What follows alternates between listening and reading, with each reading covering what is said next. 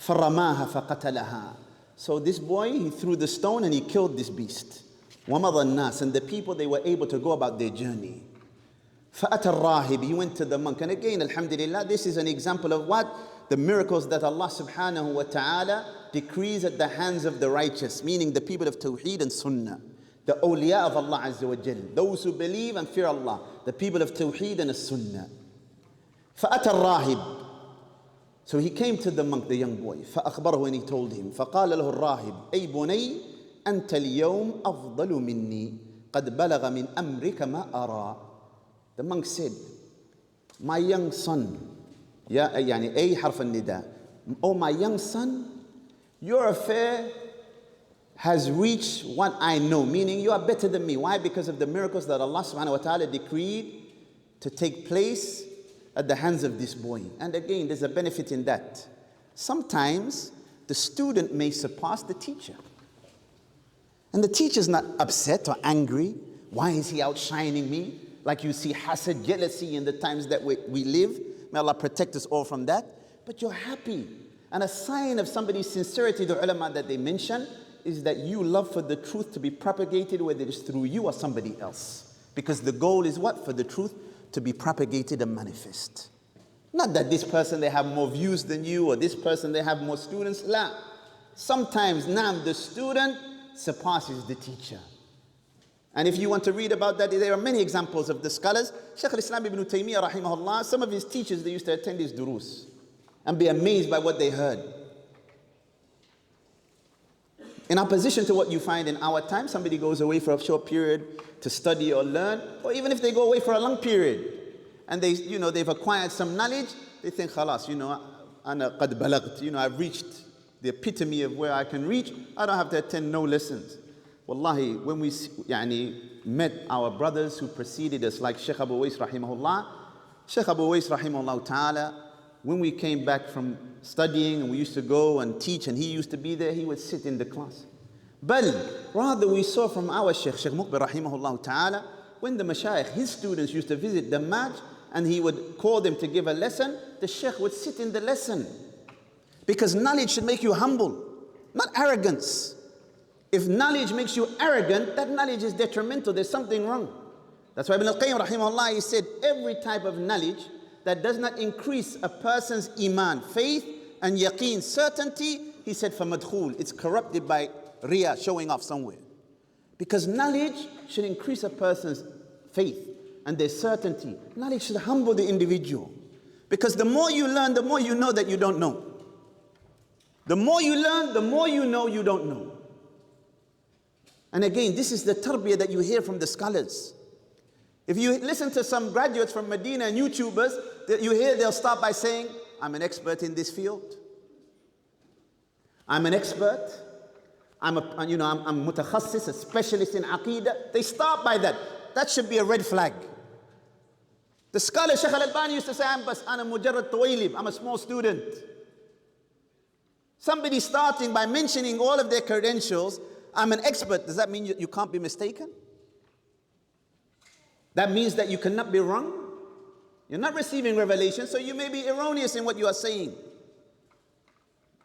Naam.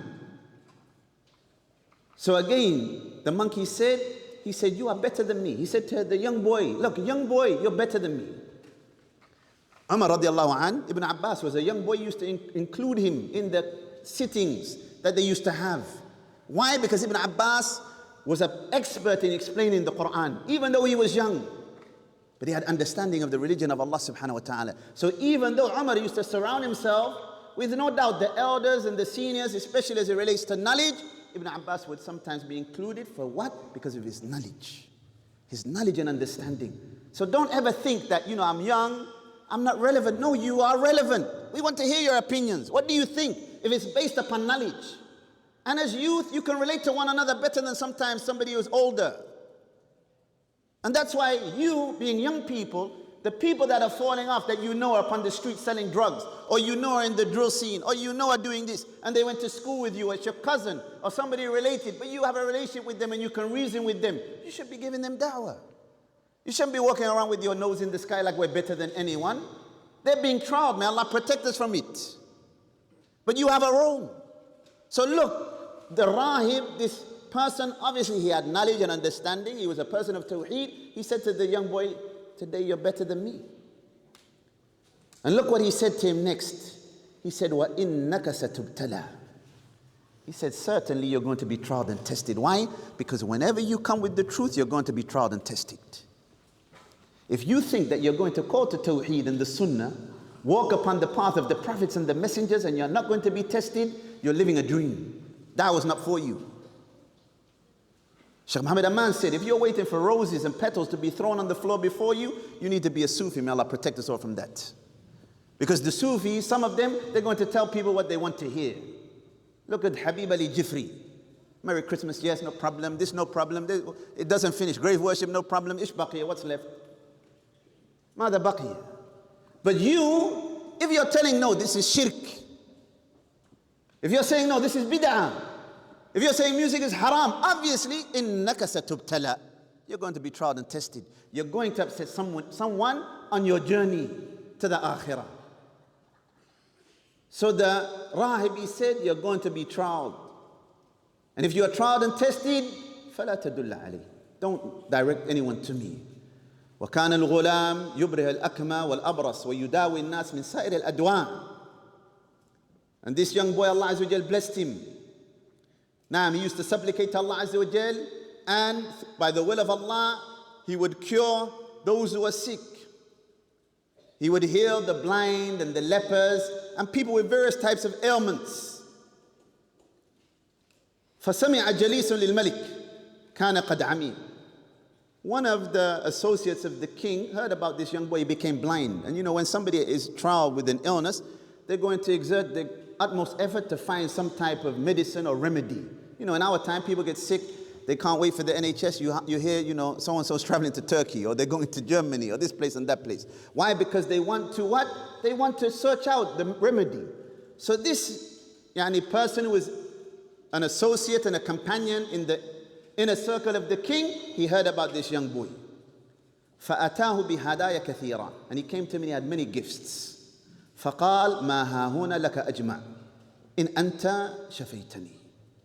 And he said to the young boy, he said, all of these gifts, all of them are for you if you cure me. Again, look at that Aqidah.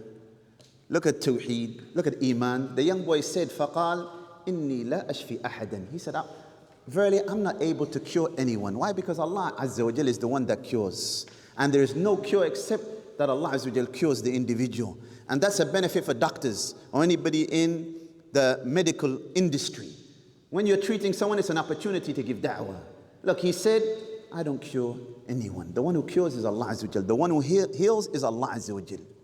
Correct Aqeedah. Why? Because when you teach people that, you're teaching them to place their trust in Allah, not upon you. Anta bas mujarrad as-sabab. You're just a means. Success lies with Allah subhanahu wa ta'ala. Only Allah can aid and only Allah Azza wa Jal can harm. So when you give da'wah in this manner, you are connecting the people to Allah Azza wa Jal. Naam, that's why al-alim, even al-alim al-rabbani connects people to Allah, but I'm just a means. So he said to him, as for me, I can't cure anyone. I can't heal anyone. The one that heals is Allah Azza wa Jal. فَإِنْ أَنْتَ آمَنْتَ بِاللَّهِ دَعُوتُ اللَّهَ فَشَفَاكَ. And he said to the young boy again giving da'wah, he said, if you believe in Allah, I will supplicate for Allah to cure you. فَآمَنَ بِاللَّهِ. This intimate companion of the king, he believed in Allah Azza wa Jal. Look, a young boy giving da'wah to someone who is an intimate companion to the king. That's like our time. Somebody who's connected to a leader or ruler, coming to someone that's young. And someone young saying, you know what? It is Allah Azza wa Jal that's granted me all of this success. You believe in Allah Azza wa Jal, I will ask Allah Azza wa Jal to give you success in kada wa kada. Look, subhanallah. Look at that. Look at that qudwa. That example. That's what's going to change the ummah, not no rapper. The rapper is glorifying what? Fornication, drugs, intoxicants, khamar, all types of immorality, killing, murder, and everything else. They're not going to change nothing. They're just going to bring calamities to society. And when it takes place, they try and tell you, like we're naive and we were born yesterday, you know what, drill music, it doesn't affect anyone's outlook on life. That's a kadhib. I don't know about here. In America, in their music, they're rapping about the ones they killed. Some of them, they're going to the graveyard and they're mocking the dead. And they keep tabs upon the people that they're killing. And the music is entwined into that life. Look where music leads. That's why anyone coming and they're saying, I'm a rapper or I'm a musician and I want to bring about reform to the ummah, هذا يضيع وقت الناس.